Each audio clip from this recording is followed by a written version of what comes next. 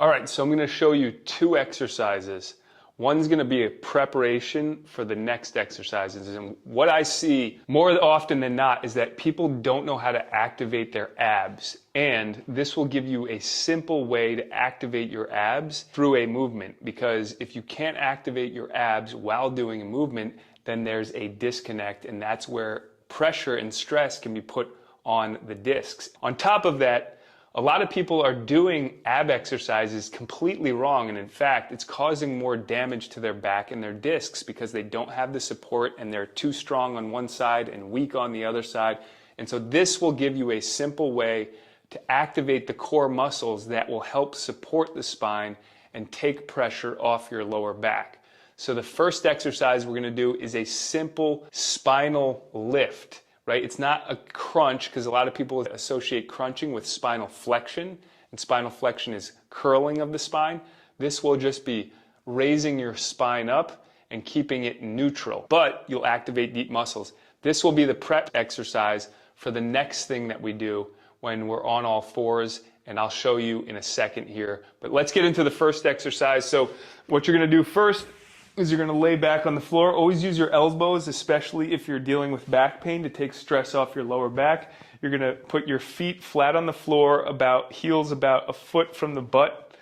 Hands at the side for the start till you get into the position. Then I want you to feel your abs just to see if you can activate it. And really what we're focusing on is we're focusing on these muscles that attach to the pelvis, the lower part of your abs. If you are unable to feel that being hard, then what I always recommend is cough, because that forces you to activate those muscles.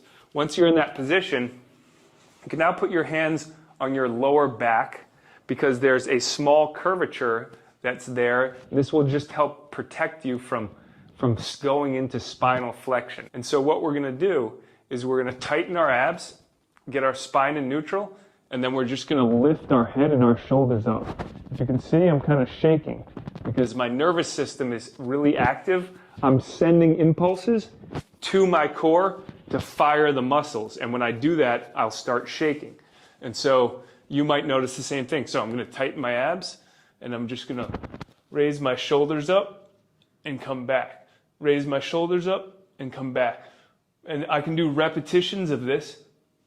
And each time I do this, I'm not going into spinal flexion, but I'm firing deep muscles that are supporting the spine. And actually, just by doing 5 reps, I started to feel a burn. So start off with 5 repetitions or until you feel a burn.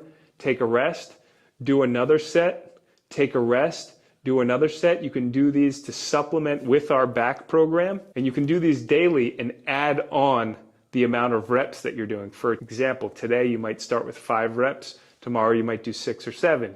And then you might do 3 sets. One day you might do 5 sets, 5 reps of 4 sets. So progress so that you get stronger in this area. So it's going to be here.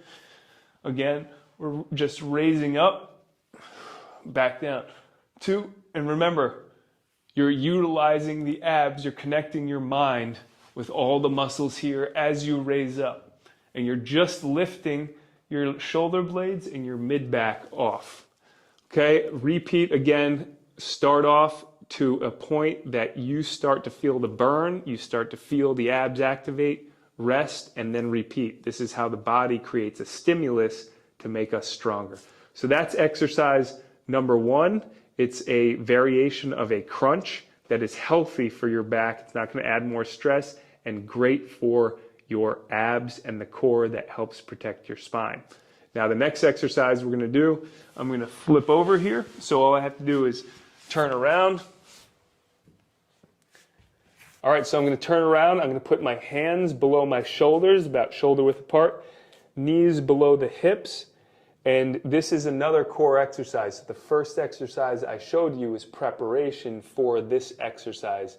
And with this one, we are going to do a movement while keeping our abs tight. And now this movement can look very simple and easy, but it can be very challenging. It depends on how intense you're engaging your nervous system. So the goal of this is that you're engaging your nervous system by firing the muscles and the abs connected with it. So what I'm going to do is I'm going to extend my left leg and extend my right arm all the way out while keeping my abs tight.